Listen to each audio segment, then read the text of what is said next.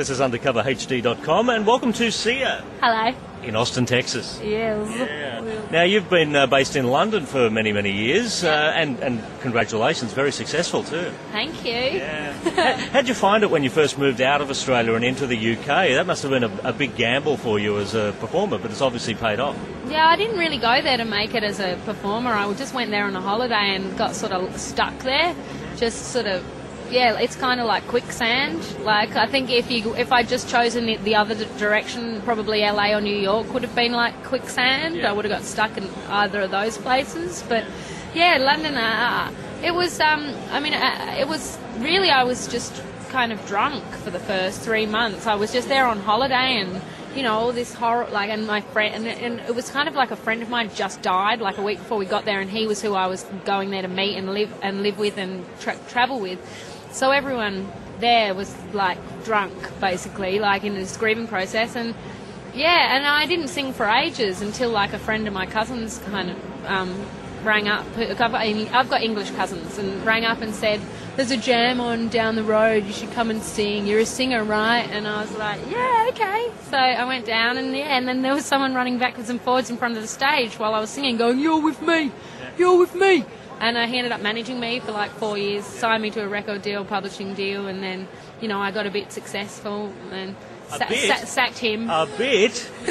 Here's this girl from Adelaide singing with Jamiroquai, singing with Area 7, singing with Massive Attack. A bit successful? Well, the truth is that I did some BVs for Jamiroquai, which he never used.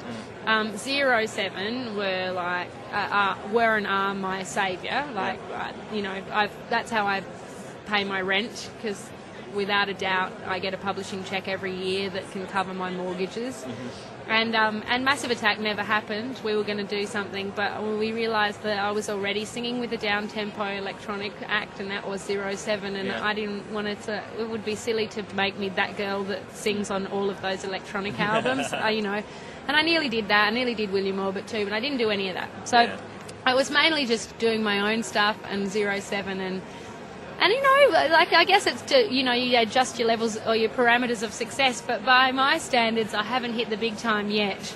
Like, I've been waiting. So. Yeah. And, you know, you get a bit successful, then you fail for a year, then you get a bit successful, then you fail for a year. And again, this time with this 6 Feet Under thing that happened here, like when they played my song in the last episode, and you know, for a year I've done nothing. I was dropped last year, and when that happened, it totally rescued me again. Yeah. And Asperworks picked up that album, which had pretty much died in the UK, and now it's like, it's bliss. It's reworking it again, and you know, I'm chuffed. A new 07 album coming out in May, and I'll be on tour all year with my stuff and their stuff, and we're trying to record another album, and you know, I guess you're right. I guess I am successful. I can make money out of music, and nearly nobody gets to do that. Yeah. So, you know, I mean, I had to leave. It wasn't, I guess, I would never have been able to do it in Australia. Yeah. There's not enough, like, subculture, like, I think, to support, like,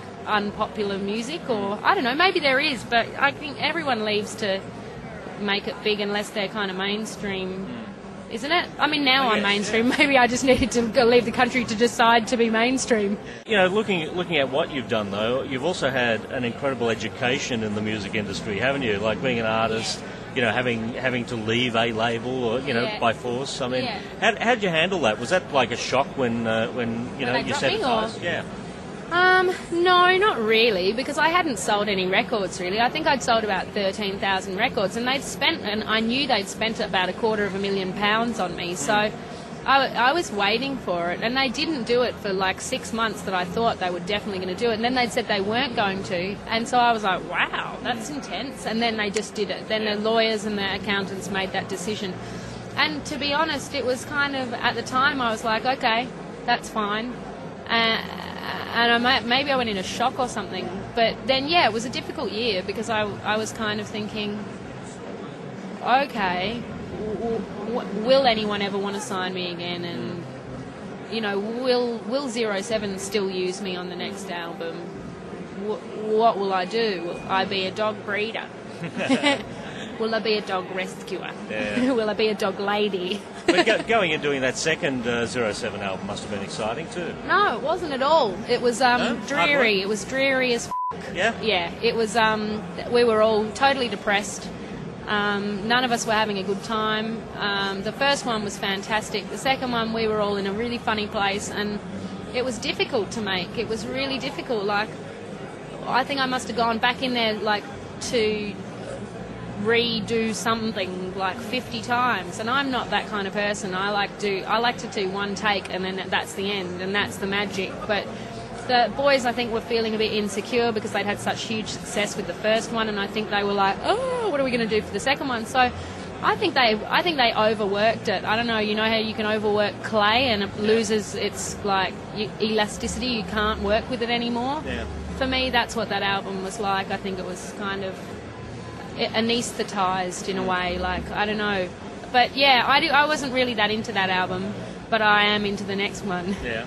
We had the next 07. It's already in planning stage. Yeah, it's finished. We recorded it already, and it's 2 albums in one go then. Well, no, because I haven't recorded my next solo album. I've recorded.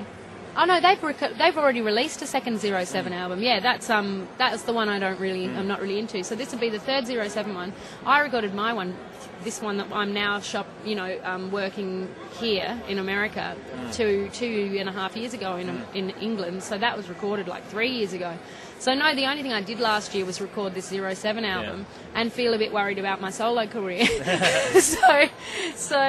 But then when this 6 Feet Under thing happened, like suddenly I'm hot again. So I've got 5 labels in a bidding war, trying to sign me, and I couldn't really be in a better position. And who are you going with? I don't know. How about a South by Southwest exclusive here? Sia is about to sign with. No one.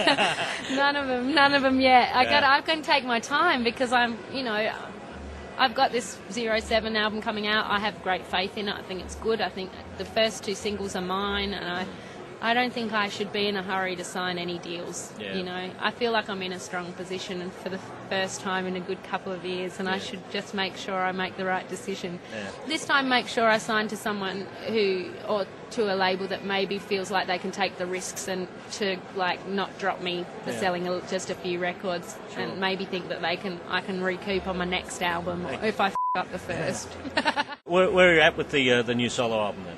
I finished writing it. I want to write another couple of hits for it, and then I'm going to record it in maybe September. I don't know. I want to record it at Ocean Way in LA, and I don't know what the availability of the studio is there, so I've got to work that out, and then work out the availability of my band, who I've just found, who I love, and then record that, and that should be out next spring, this kind American UK spring. Yeah. I don't really know when that is. They told me spring. I don't even know whether that's May or September. I have no idea. Well, I get confused with seasons. It's always spring somewhere. I was a city girl. Yeah. Are we hearing that announcement there on the microphone? We have 10 more minutes of free beer. 10 more minutes of free beer at the Sia interview here in Austin, Texas. So classic. Is that really happening? So really nothing is free after 10 minutes? It's like an Aussie dream, isn't it? No, I think somebody's just shouting the room. I don't drink beer anymore because it makes me a bit of a fatty. What are the plans for touring for 2006? Obviously 07 is going to take up a lot of your time, but what about coming home? I can't do Australia because I don't have a fan base there, and I have a big band, and we can't afford it. I just can't afford it. Do you find that amazing, though, for an Australian performer who doesn't have a fan base in Australia but has a huge fan base in the UK? Yeah, not really. Yeah. I don't know. I don't mind it. In fact, I prefer it, and I don't want to become famous there because I like to go back there in the summer and pee by the side of the road. Yeah. And I don't want anyone to recognise me doing that. I want to be able to come out of the Mars bar at 6 a.m. with a transsexual and know that nobody's going to give a shit. Yeah. Yeah. Well, if you did that in London, you might wind up on the front page of The Sun. Yep. Yeah, no, nobody cares about me there either. I I think you can nurture that kind of relationship with the press, or you can hide from it, and that's what I've done for the most of my career. So I don't think I'm at risk of ever appearing in any of those tabloids. Pretty much, as I said last night, I slept for 15 hours. I'm a total cardigan wearing bore. But she is doing a lot for cardigan fashions here in the United States. Indeed. By the Sia album and the Sia cardigan. Imagine, I want to get merchandise, but I don't think we could afford cardigans, and I'm not sure how they'd sell. I'm not a total idiot. Great at the gig. Sia, thank you for joining us here at undercoverhd.com. Thanks.